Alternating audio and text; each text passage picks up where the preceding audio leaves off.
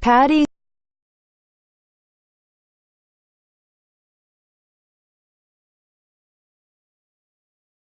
Pointers. 5 observations from Norwich City's 2-1 championship defeat against the Sheffield United. James Wilson opened the scoring at Carrow Road. Picture: Paul Chesterton. Focus Images Limited. Focus Images Limited. www. Focus Images Co. UK +447814482222. Our Norwich City correspondent Paddy DeVitt delivers his verdict from Carrow Road. Email this article to a friend to send a link to this page. You must be logged in. 1. Cup runs dry. Norwich went 7 games without a win after a spirited but ultimately fruitless League Cup extra-time defeat at Arsenal.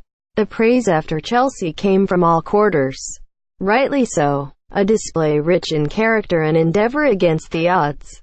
But 10 of those on duty at the bridge were asked to go again by Daniel Farke. The Blade had 5 extra days preparation time, and it showed in a sluggish first half, where the tone was set. You can debate the merits of a cup run as long as you like. What is not in doubt is it contributed to a lethargic offering from Norwich.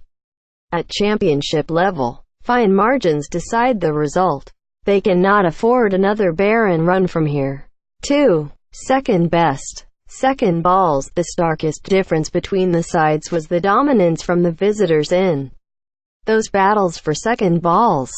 Every aerial challenge and rebound appeared to be collected by a red and white shirt for prolonged spells.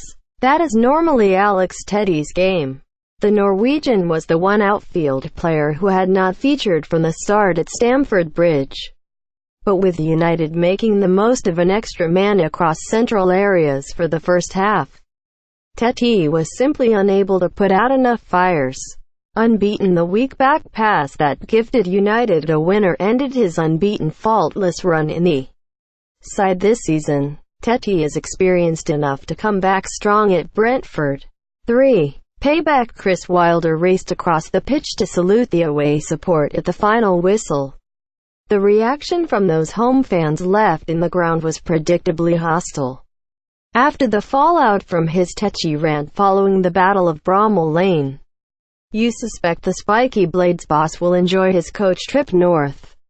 One of Wilder's main gripes in the reverse fixture was Norwich's ability to time waste and disrupt the Blades' efforts to get back on level terms that day. The visitors, however, showed they were equally adept at running down the clock and working the official. Not to mention the close attention paid to James Maddison. Fair play to the Blades. But Daniel Farke is unlikely to trade similar accusations. Therein lies the difference. More. Have your say on our Pinkin forum.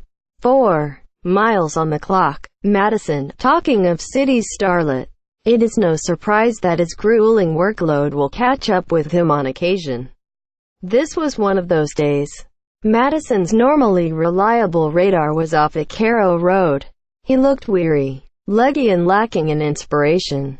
There was one free kick tipped over by Simon Moore, but for the large part he was a passenger. When so much of Norwich's best work goes through the young man, it underlines graphically how important it is to keep him beyond this window to finish the campaign in positive terrain. 5. Striker light. Farke said he would be happy to go with this group for the next week or so, ahead of reinforcements before the end of the transfer window on January 31st. City fans you suspect would beg to differ. Nelson Oliveira continues to plough a lone furrow. The goals have dried up and there was precious little threat in open play. Norwich's thin squad now has some glaring areas that need to be addressed. Sporting director Stuart Webber knows that. Now City's top brass have to deliver to support Farke.